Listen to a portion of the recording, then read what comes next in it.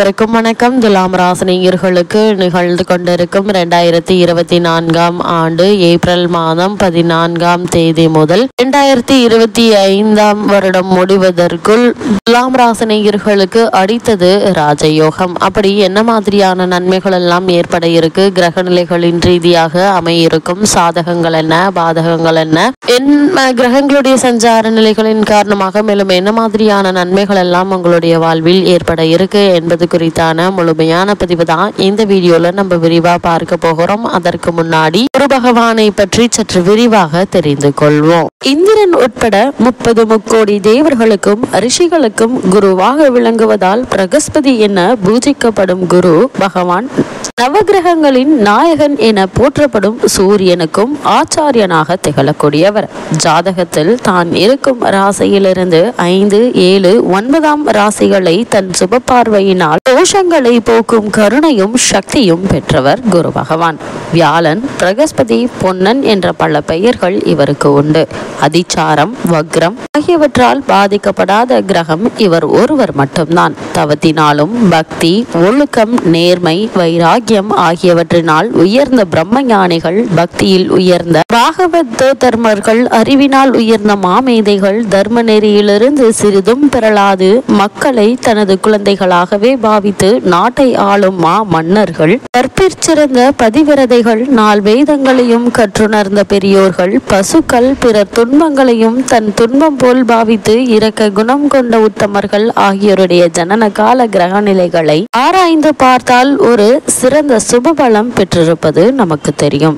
ஜனன கால ஜாதகத்தில் குரு சுப பார்வை அல்லது சுபபலம் பெற்று பாவகிரகங்களுடைய சேர்க்கை இல்லாமல் இருப்பின் நல்ல கல்வி, உயர் பதவி, உத்தமையான கற்பில் சிறந்த மனைவி, அன்பான கணவர், நேர்மை, அன்பாக பேசும் திறன், ஒழுக்கம், மனம் நிறைந்த நிம்மதியான வாழ்க்கை ஆகிய மகத்தான பேறு பெற்று வாழ்வார் இப்போ உலகில். சூரியன், சந்திரன், செவ்வாய் மூவரும் இவரது நட்பு ராசிகள், நட்பு கிரகங்கள். புதனும் சுக்கிரனும் பகை கிரகங்கள். மீனம், தனுசு ஆகிய 2 ராசிகளுக்கும் இவரது ஆட்சி வீடுகளாகும். கடகம் இவரது உச்ச ராசியாகும். மகரம் நீச்ச ராசியாகும். ஜாதகத்தில் குரு உச்சபலம் பெற்று அவரது தசையும் வந்தால் அந்தந்த வயதிற்கும் காலத்திற்கும் ஏற்ப நன்மைகளை வாரி வழங்குவதில் வல்லவராக திகழக்கூடியவர் குரு பகவான். இந்த பிரகஸ்பதியான குரு பகவான் தேவர்களின் குருவாகவும் நவகிரகங்களில் ஒருவரும் ஆவார். இவர் சப்த ரிஷிகளில் ஒருவரான ஆங்கிரிஷ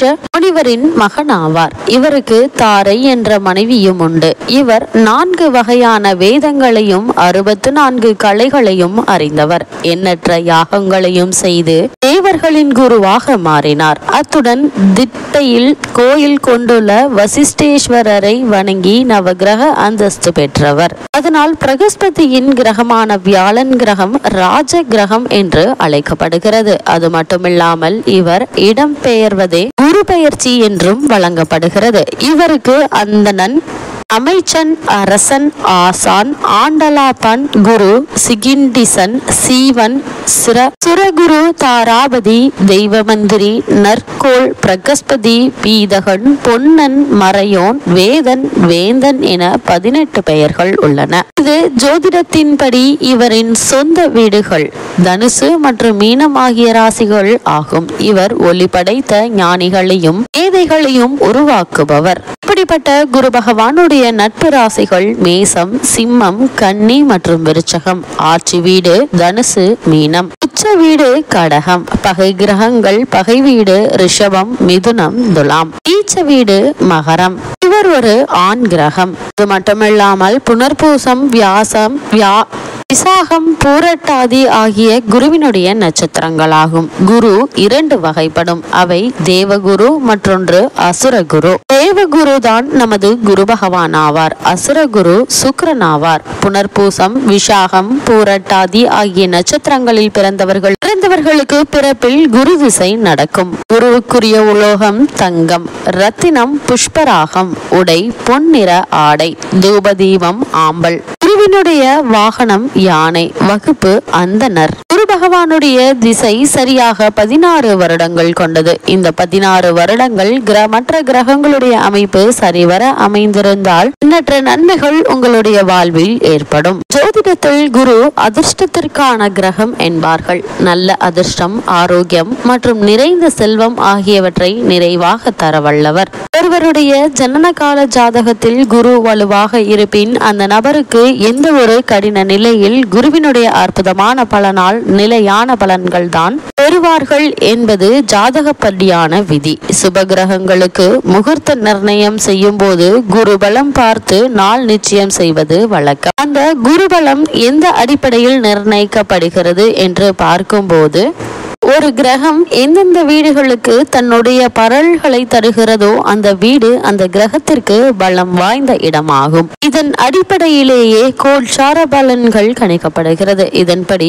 கோச்சார குரு ஜென்மச்சந்திரன் நின்ற வீட்டிலிருந்து 2, 5, 7, 9, 11 இடங்களில் சஞ்சரிக்கும் போது கோச்சார குருபலம் வாய்ந்தவராக இருப்பார்கள். இதையே குருபலம் என கூறுகிறோம். இதனால் சுபகாரியங்களுக்கு ஏற்பட்டு வந்த தடங்கள் விலகி ஒரு சிறு முயற்சியிலேயே சுபகாரிய முகூர்த்த நிர்ணயம் செய்யப்படும். புத்திரபாக்கியத்திற்காக ஏங்கிக் கொண்டிருப்பவர்களுக்கு புத்திரபாக்கியம் உண்டாகும். குரு திசை ஒருவருக்கு நடையை பெற்றால் ராஜாவின் திசை நடப்பதாக கூறுவார்கள். வலு பெற்று அமைந்த குரு திசை ஒருவருக்கு இளமையில் நடைபெற்றால் அவர் கல்வியில் சாதனை மேல் சாதனை செய்வார்கள். திருமண வயதில் நடைபெற்றால் சிறப்பான மன வாழ்க்கை, தொழில் ரீதியான மேன்மை, பொருளாதார உயர்வு ஏற்படும். இறுதி காலத்தில் நடைபெற்றால் புத்திரர்களால் உயர்வு, சமுதாயத்தில் பெயர் புகழ் உண்டாகும். பலமிழந்து அமைய பெற்ற கிரகங்களின் மீது குரு பார்வை இருந்தால் அவற்றின் தோஷங்கள் விலகி பலமுள்ளதாக மாறிவிடும். குரு தனித்து இருப்பது நல்லதல்ல. குரு நின்ற இடம் பால் என்பார்கள். அதுவே ஒரு கிரக சேர்க்கையுடன் அமைந்தால் அந்த இடம் பலம் வாய்ந்ததாக மாறுகிறது. அதே போல ஒருவருடைய ஜாதகத்தில் எந்த தோஷம் இருந்தாலும் குரு பார்வைப்பட்டால் அந்த தோஷம் நீங்கும் என்பார்கள். அதாவது ஒருவருக்கு திருமணத்தில் தடை இருந்தால் குரு பார்வை படும்போது தடை நீங்கி உடனே திருமணத்தை நடத்தி தருவாரு. ஜாதகத்தில் விதியையும் மாற்றும் வல்லமை குரு பகவானுக்கு மட்டுமே உள்ளது. எனவேதான் திருமணத்தில் குரு பலம் வந்துவிட்டதா என நன்கு அறிந்த பின் திருமண முயற்சிகள்ல ஈடுபடுபவர்கள். குருவினுடைய பார்வை கலத்திரஸ்தானத்தில் வரும்போது திருமண வயதில் உள்ளவர்களுக்கு இந்த காலகட்டத்தில் நிச்சயம் திருமணம் கைகூடி வரும். அது குரு பகவானுடைய பார்வை புத்திரஸ்தானத்தில் இருந்தால் அந்த ஜாதகத்தாருக்கு அந்த பெயர்ச்சி காலத்தில் குழந்தை செல்வம் கிடைக்கும் என்பது கூறப்படுகிறது.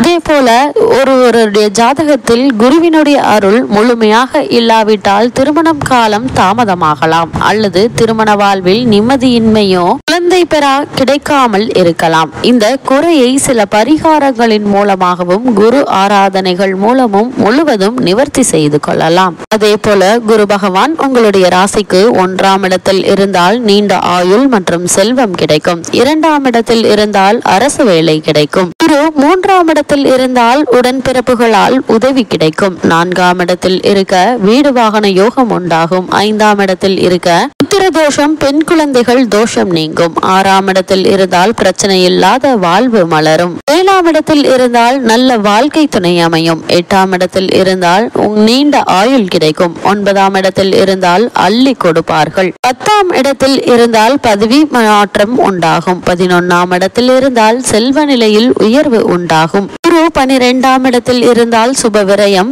பெரிய மனிதர்களுடைய தொடர்புகள் உங்களுக்கு கிடைக்கும். இவ்வளவு மேன்மைகளை கொண்ட குரு பகவான் ஏப்ரல் மாதம் 14ஆம் தேதி மேச ராசியிலிருந்து சுக்கிரனுடைய ஆட்சி வீடான ரிஷப ராசிக்கு பயிற்சி ஆகிறாரு. இதன் காரணமாக துலாம் ராசியை சேர்ந்த சித்திரை 3ஆம் பாதம் முதல் சுவாதி, விசாகம் 3ஆம் பாதம் வரை உள்ள நட்சத்திரக்காரர்களுக்கு குடும்ப சூழ்நிலை ரீதியாக மேலும் என்ன மாதிரியான நன்மைகள் எல்லாம் ஏற்பட இருக்கு என்று பார்க்கும்போது, குரு பகவான் தற்போது பிரவேசித்துள்ள மேஷம் துலாம் ராசியினருக்கு கலத்திரஸ்தானம் ஆகுங்க. அதாவது மனைவியினுடைய நலன்களை குறிக்கக்கூடிய ஒரு ராசி ஆகுங்க. ஆனால் அவர் கூடிய விரைவில், அதாவது ஏப்ரல் மாதம் 14ஆம் தேதி ரிஷபராசிக்கு பெயர்ச்சி ஆவதால் மனைவியினுடைய ஸ்தானத்தில் சஞ்சரித்த போது என்ன மாதிரியான இன்னல்களை எல்லாம் குரு பகவான் அளித்து வந்தாரோ அவற்றிலிருந்து நல்ல ஒரு முன்னேற்றம் ஏற்பட இருக்குது. உங்களுடைய ராசிக்கு ருண ரோக சத்ருஸ்தானத்தில் இருந்து வந்த குரு மேசராசியில் சஞ்சரிப்பது அளவற்ற நன்மைகளை வாரி வழங்க இருக்குதுங்க. முக்கியமா மனைவியினுடைய ஆரோக்கியத்தில் நல்ல ஒரு முன்னேற்றத்தை ஏற்படுத்தி கொடுக்க இருக்குது. கணவன் மனைவியிடையே ஏற்பட்டிருந்த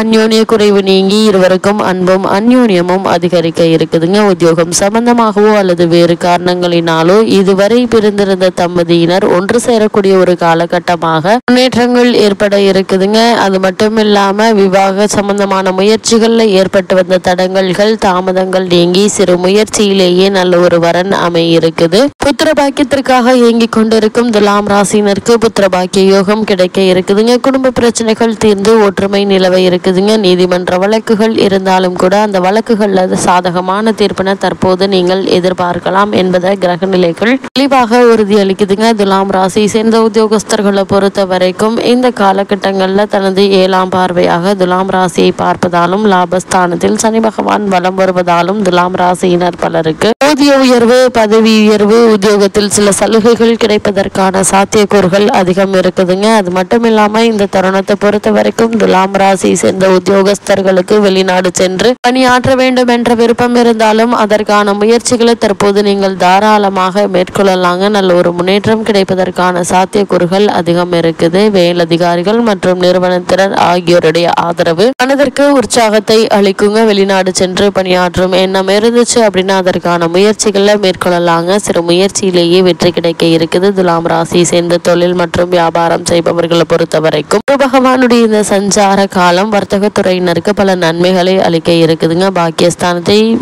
குரு பார்ப்பதால லாபம் அதிகரிக்க இருக்குதுங்க. சந்தை நிலவரம் சாதகமாக இருக்குங்க. நியாயமற்ற போட்டிகள் அதிகரிக்க இருக்குது. இருந்தாலும் அந்த போட்டிகளை சமாளித்து முன்னேறக்கூடிய ஒரு தருணமாக இக்காலகட்டம் அமைஞ்சிருக்குதுங்க. வெளியூர் பயணங்கள் லாபகரமாக இருக்குங்க. ராகுவினுடைய நிலையினால அதிக அலைச்சல் இருப்பினும் விற்பனையை அதிகரிப்பதற்கு அது உதவிகரமாக இருக்குங்க. புதிய முதலீடுகள்ல தைரியமாக நீங்க இறங்கலாங்க. அப்படி மேற்கொள்ளும் போது எண்ணற்ற முன்னேற்றங்கள் ஏற்படுவதற்கான வாய்ப்புகள் அதிகம் இருக்குது. அதே போல மாணவ மாணவியரை பொறுத்த வரைக்கும் குரு பகவானுடைய மேசராசி சஞ்சாரம் உங்களுக்கு பல நன்மைகளை வழங்க இருக்குதுங்க. புதன் அவரது வக்ரகதியில் மேசராசியில் குருவுடன் இணைந்துள்ள தருணங்கள்ல படிப்பில் சிறந்து விளங்க இருக்கீங்க. தேர்வுகள்ல உயர்ந்த மதிப்பெண்களை பெற்று குடும்பத்திற்கு பெருமை சேர்க்கக்கூடிய ஒரு தருணமா அமைஞ்சிருக்குது. துலாம் ராசினியர்களுக்கு கிரக நிலைகளின் ரீதியாக கூறப்படும் பரிகாரம் என்ன என்று பார்க்கும்போது குருவிக்கென்று தனியாக பரிகாரம் செய்ய வேண்டிய அவசியம் இல்லைங்க. இருப்பினும் அவரால் ஏற்படும் நன்மைகளை கருதி தினமும் பசுமாட்டிற்கு உணவளித்து மும்முறை மூலம் வந்து நமஸ்கரித்து வந்தால் போதுங்க. எண்ணற்ற நன்மைகள் உங்களுடைய வாழ்வில் ஏற்பட இருக்கு.